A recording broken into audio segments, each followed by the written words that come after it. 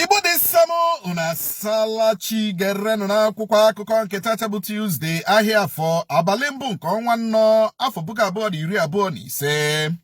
Ogbugbe gburu ndị ugwu n'Uromi steeti Edo. Aga m akwụ ego iti aka n'obi shishi na-agaghị apụ na ya nye ezinụlọ ndị ahụ egburu ndị ha, ka Okpebulo aka na-achị steeti ahụ kwuru. Bụ akụkọ anyị hụrụ n'akwụkwọ akụkọ Daily Post. N'otu akwụkwọ akụkọ Daily Post ka anyị hụrụ akụkọ sịrị Edoga ji aha LP zọọkwa gọvanọ steeti Enugwu, agbahapụla pati LP laghachi PDP. Egbe eluigwe egbuole onye ọchịnnama na nnama 20 na Southern Kaduna. Bụ akụkọ ọzọ gbara n'akwụkwọ akụkọ ahụ. N'otu akwụkwọ akụkọ Vanguard ka anyị hụrụ akụkọ sịrị egbula ọchịchị ọhakarasị na Naịjirịa, ka Dele Momodu gwara Tinubu. Enweghị ebe Fernandez na-agawo, ka Amorin onye ọzụzụ otu egwu bọọlụ Man U kwuru. Bụ akụkọ ọzọ gbara n'akwụkwọ akụkọ Vanguard. N'otu akwụkwọ akụkọ Vanguard ka anyị hụrụ akụkọ sịrị enyere m ijeri naira 5 bilion ịchụpụ Fubara, ka Ehie kwuru. Mmemme Ide Fitri akpụghị ọkụ n'ọnụ n'ihi ihe isi ike. Bụ akụkọ ọzọ gbara n'akwụkwọ akụkọ Punch. N'otu akwụkwọ akụkọ Punch ka anyị hụrụ akụkọ sịrị mmadụ 14 ahụ a nwụchiri maka igbu ndị ugwu na-Edo ka ebugara Abuja. Steeti Plateau kpatara ijeri naira 3 na ụma 3.3 bilion n'ọnwa Jenụwarị 2025, ka ọchịchị steeti ahụ kwuru. Bụ akụkọ ọzọ gbara n'akwụkwọ akụkọ Punch. N'akwụkwọ akụkọ Nigerian Tribune ka anyị hụrụ akụkọ sịrị Fubara efurola ntutu taa ịga n'ihu ị na-ekwuchitere ndị steeti Rivers. Ọchịchị steeti Kogi amachiela ọgbakọ rally dịka ndị nkwado Natasha na-ama amụma ịnabata Natasha na Kogi. Bụ akụkọ ọzọ gbara n'akwụkwọ akụkọ Nigerian Tribune. Ọ dị mma, ododo kọwa ododo. Akarachi steeti Kogi amachiela anything bụ rally because na ndị na-akwado Natasha chọrọ ime mega rally for homecoming of Natasha. So ya banụọ rally.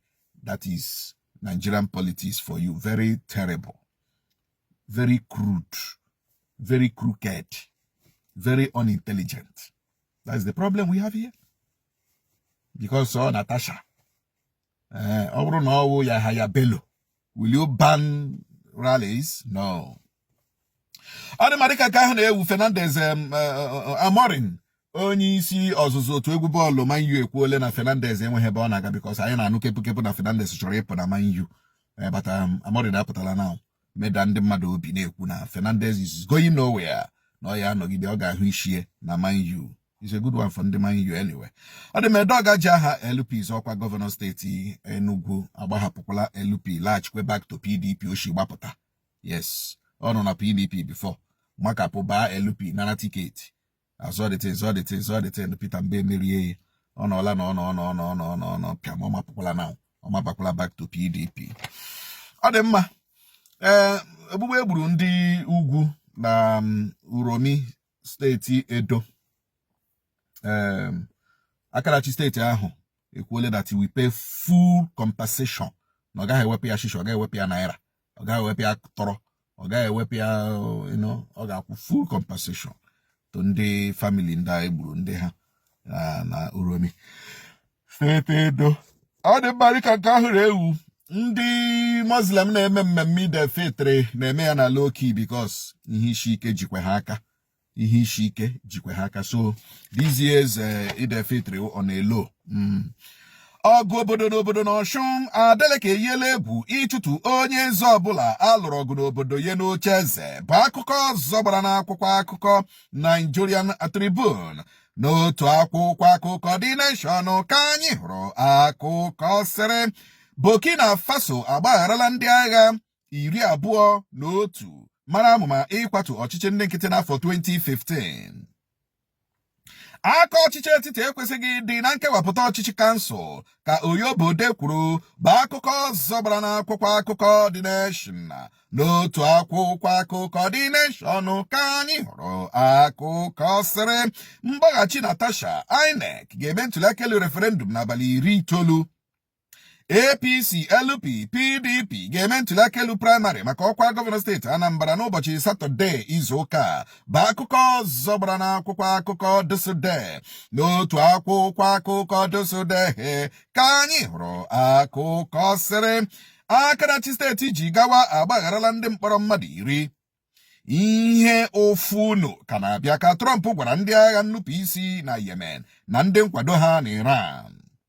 Oke ifufe mmiri alaala ụlọ obibi ụlọ akwụkwọ ndị ọzọ ruru 200 n'iyi na steeti Kwara bụ akụkọ anyị hụrụ n'akwụkwọ akụkọ Guardian.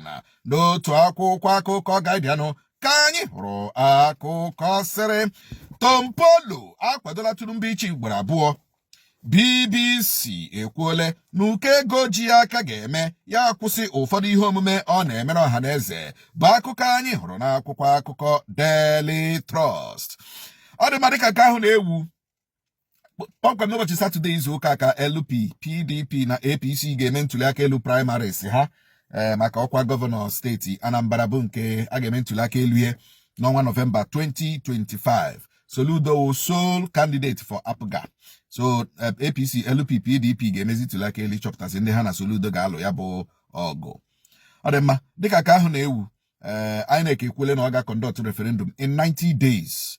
Referendum wụ ha ga-abịazi na Kogi Central ebe ahụ Natasha ndị ahụ Natasha na-anọchite anya ha si ha mgbe ọ bụrụ na chọọsị Natasha welie n'aka elu ka anyị kaụntụọ ndị mmadụ akaụntụọ ha eme dị ntụliaka elu ọrụzia na majority carry vote, then Natasha is a gunner.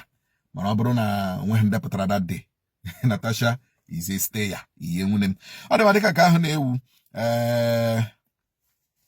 Tompolo na ndị otu ya kwadola kpọmkwem ka Tinubu gaa n'ihu n'echi nke ugboro 2. Of course Tompolo nwetaghị something from this government. Ọ dịka ọ dị in charge of one pipeline or so, 2 or 3 many pipelines na Niger Delta. So gịnị mere ọ gaghị eji akwado Tinubu? Yes, because ọ dịkwanụ how shock ọ dịkwanụ na onye ọzọ ga-abatanụ ga-enye the contract. Ọ dị ma dịka ka ahụ na-ewu onye isi ala Traore mba Burkina Faso agbagharala ndị agha ibe ya bụ ndị chọrọ ịkwatụbụ ọchịchị n'afọ 2015. Ọ bụrụ na ndị ahụ sọksidiri kwatụ ọchịchị ahụ n'afọ 2015, ya na onwe ya Traore ka ọ tụgharị aka hụkwa ịnọdụ ya now. Ya na onwe ya is already there to continue to become president as a military man. Ọ dị mma n'ikpeazụ Trump adọla aka na ntị na ndị agha nnupụ isi nọ na Yemen na ndị nkwado ha na Iran na ha ga-anụ ụdị ya because na ihe ọ ga-eme ha a ga-eke ya. Ọ dị mma ebe a ka anyị na-apịkọta kpamkpam ihe ụmụ anyị na akwụkwọ akọ bịara gị kpọmkwem na Nonso Nkwochiwa chebere na Nonso Nkwochiwa na TikTok nakwa Official Nonso Nkwochiwa TV na YouTube. Kachi m na-efe gaa n'ihu gọjibọla nnọọ ka ụbọchị na-agajibọla gị niile siriri werere.